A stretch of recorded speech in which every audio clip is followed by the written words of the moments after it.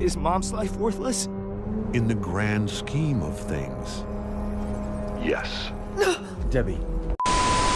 Breaking news, everybody. We apologize for interrupting your daily program, but I come with you with the biggest movie news of the past century. It turns out that the new animated Transformers movie, titled Transformers 1, has minors in it. I'm sending you over to Enchanted right now to get the hot news on exactly what has been going on with the minors. But don't leave after that, because I have a special interview with someone that is very excited that minors are in this movie later in this development. Off to you, Enchanted. Thanks, Kirst. Turns out the newest and animatedest Transformers movie is actually much better than anyone could have expected. This thing is truly a diamond in the animation industry of 2024. Sure, Inside Out 2 is something that can't be rivaled for the best animated movie of the year to some people, but Transformers 1 is definitely the most shocking and most surprising animated movie to actually be really good. I come to you with a video unlike some of my previous work, where I will talk about the two leads of this movie, one being the infamous Optimus Prime, aka Orion Pax, a transformer who can't transform physically but transforms his view on the world to save his kind, while his friend, D-16, who later down the line becomes the evil Megatron, lets his hatred take over and causes an uprising among the Transformers. The character arcs of both these characters is something worth looking into because of their juxtaposition towards each other and how far this movie goes in order to show it. Right before we start this video, yes, I just want to say please like and subscribe and whatnot, but also, please never listen to IGN when it comes to their reviews. I mean, I don't understand how a 5 out of 10 rating is even possible for this movie. Hey IGN! My finger can't transform. Guess which one?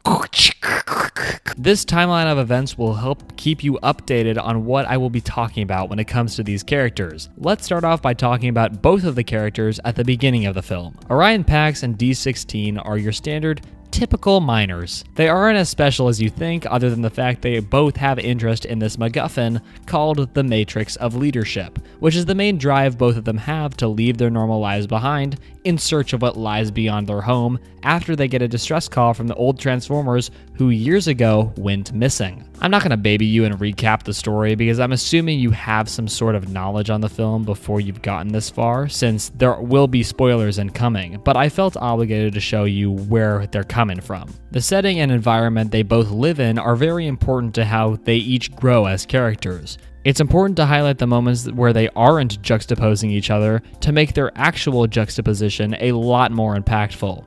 Speaking of juxtaposition, what does that mean and why am I connecting it to these characters? To make the idea of juxtaposition easier to understand, take for example Beauty and the Beast.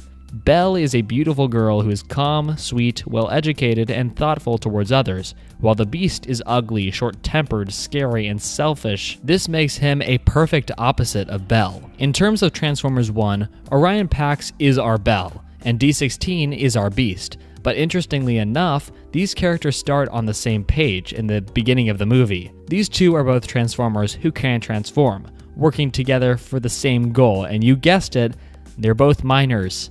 They've both grown together and represent each other in their personalities in the beginning.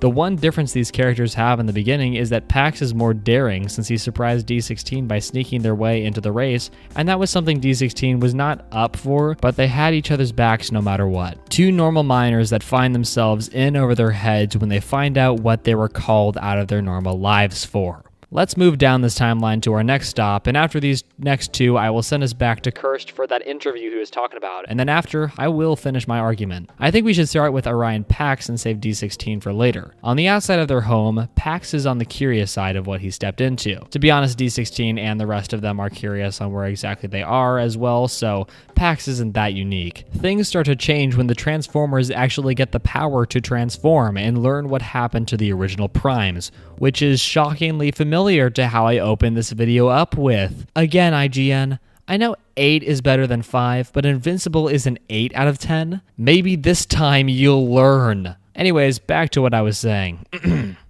Pax responds to the real motives of Sentinel Prime in a shock that he would do such a thing, and after they followed every single word like he was a god. Moving on to D-16, his shock at this information is portrayed by his anger that he put all his hope into someone that ruined the legacy and made their lives harder for everyone in Cybertron. These two separate reactions towards the betrayal of Sentinel Prime is the first step these two characters take to progressing as characters, and both their reactions are disappointed in their leader, but D-16's anger corrupts his judgment and consumes him, which is the reason why he's pushed down this darker path in the first place, as compared to Orion Pax, who is shocked by this discovery, but is more focused on justice by holding him accountable, instead of D-16's vision of justice, which is putting Sentinel Prime to his death for crimes against the Transformers. Back to you, Cursed. Thanks, Enchanted. Today I would like to introduce someone who is, for legal reasons, not a real person, and all the things they say do not apply to any real person this person may be based on. They are completely separate, so don't sue me. Anyways, I would like to introduce our guest in this video, Kay Relly. Say Kay. Can I call you that? Whatever. What are your thoughts on this new discovery that miners are in Transformers 1? As soon as the story broke, I bought tickets for every day until the movie was out of theaters because I love miners. Miners sure are hardworking people. Glad they're getting the recognition they deserve with them in action demolishing a cave. I can't wait to see it. Sir? Yes, unnamed out-of-shot character? He's talking about miners, not miners. Wait a minute. Oh God, go back to jail, you sick!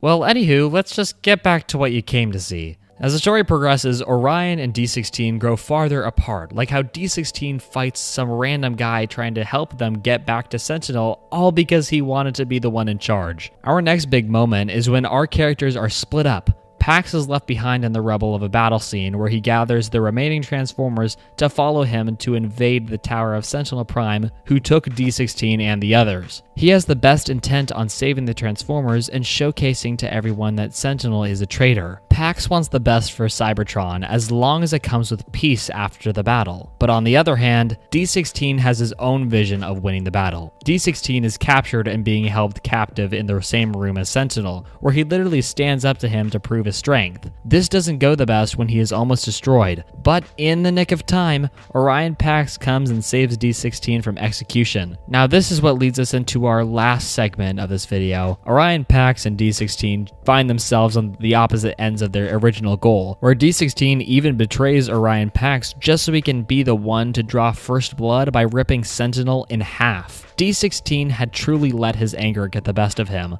while Pax let his shock and need for justice drive him to try and save Sentinel just because he didn't believe he should die, but instead, he needed to pay in other ways for his crimes against Cybertron. The juxtaposition of these two characters strengthened the whole movie and how things played out, and shows us that not everyone's the same, and how one moment and one reaction can mean a lot to someone, and how their future will play out. And that's exactly why Transformers 1 succeeds at creating the perfect juxtaposition between characters. I hope you enjoyed this unique take on my normal video essays. I really appreciate it if you've made it this far, and if you did and want a free heart from me, then comment, stayed to the end, and would like my free heart. I really recommend my previous video about Syndrome if you like this one, and want some more Enchanted while the next video cooks up. And don't forget to hit the like button and subscribe on the way out to tell me you want more just like this. Thank you everybody for watching. I'm Enchanted. Bye.